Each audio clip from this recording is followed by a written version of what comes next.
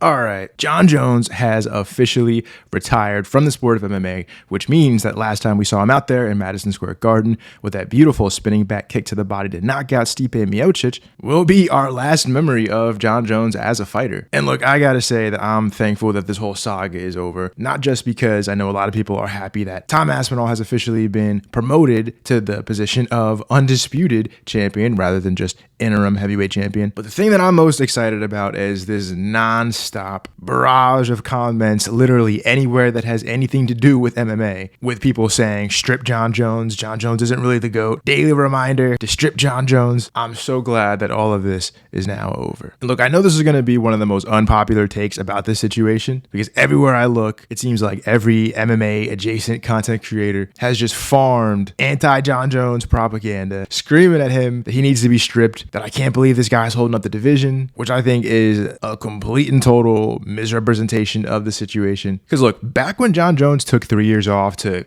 gain weight for his potential matchup between him and Francis Ngannou, there is no question about it. Jon was 100% holding up the heavyweight division. Now you could argue he had a reason to do so. I mean, he had to go from 205 to fight a guy who was cutting down to 265, but Jon's skill has never been that he was just a gigantically muscular guy. So I still believe that in that situation, Jon was holding up the division. But in this situation, from the start, I felt like it was pretty clear, and I'm pretty sure it was made to be pretty clear from Jon, that him going up to heavyweight signified the end of his career. At most, he was going to have a couple of fights there and then sail off into the sunset. Because Jon, at this point, being north of 35 years old, having the long, illustrious career that he's had, there really wasn't all that much to gain from going up to heavyweight in the first place. I mean, it kind of looked like it was just yet another way to stick it to DC, show DC that that same guy that beat you twice, I can go out there and beat him and make it look easy. And I think poor Cyril Gane just kind of happened to be the stepping stone to that mega fight. And by the time we got it, it had gotten canceled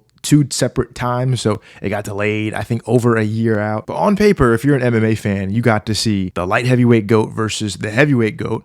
And yes, Stipe was very much out of his prime, but make no mistake about it, I definitely think the same is probably true for Jon Jones. But Jon Jones has made it very public for a while now that he had no intention of fighting Tom Aspinall. Tom Aspinall, on the other hand, had everything to gain from this fight against Jon Jones. And look, for Tom Aspinall, I completely understand it. A fight against Jon Jones is unmistakably the biggest legacy and by far the biggest money fight that Tom Aspinall could have possibly had in his entire career. Whereas for Jon could retire right now and be viewed by many people, including the president of the UFC, as the GOAT, the greatest to ever do it. And again, there's countless interview clips that I've seen. People have been raging about these clips for over a year now, where Jon's made it very clear that he does not want to fight Tom Aspinall. And then now somehow people are surprised when he retires without fighting Tom Aspinall. It doesn't make any sense. Because now if you're in Tom Aspinall's shoes, you're in the ultimate lose-lose situation. Yeah, you just got elevated to undisputed heavyweight champion, but in all likelihood, his next fight is going to be against Cyril Gane.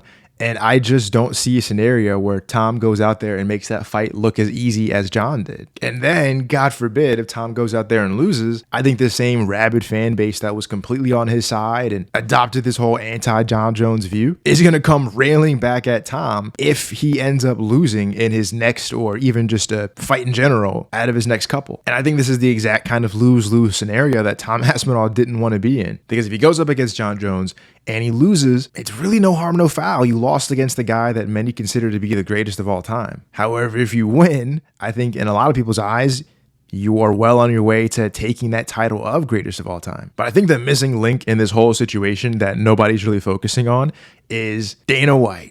If you have to pick somebody to say was holding up the division, it's clearly Dana White. Let's not forget, it wasn't that long ago where Dana was very confidently telling us that no one in the world, not even the collective power of the internet as a whole, was going to be able to guess what the main event for UFC 300 was. Meanwhile, apparently he was calling up guys just a few weeks out of the actual event at 300, begging them to take a fight. And I don't think the situation's much different.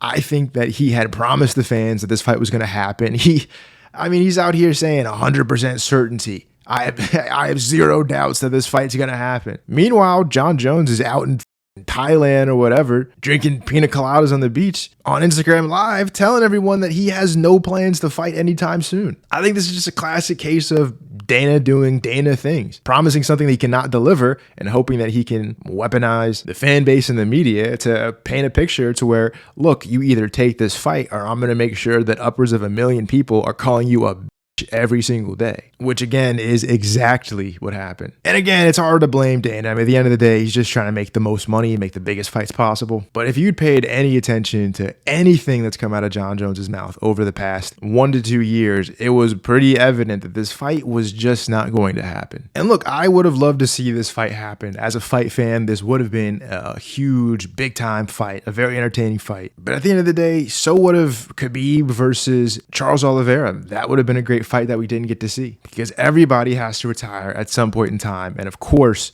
if they're as good as a Khabib, as a Jon Jones, as a Georges St. Pierre, they're gonna leave you wanting more. Lastly, it's the craziest thing about this whole thing to me is how many people I've seen say that this was the last straw and that with this action Jon Jones has ruined his entire legacy. I mean, it's insane. Out of all the controversy that this guy's been in, whether it's drug tests, assault, the car accident where he smashed into a pregnant woman, the eye pokes, of all the things, this is the one people are saying ruined his legacy. That is insane. And look, calling the guy a duck, this is the same guy that fought Daniel Cormier twice, Alexander Gustafsson twice. By the way, in the rematch, after a really close fight that people argue he lost the first one. So again, fighting the guy who was supposed to be the one man that could beat Jon Jones, he did it twice and was even better the second time. The Rashad Evans, Rampage. I mean, the list just goes on forever. But hey, I've said it before and I'll say it again. MMA has one of the weirdest fan bases out of any sport. And now that Jon Jones is out of here, guess we'll just have to wait and see who everybody decides to hate next. Thanks for watching.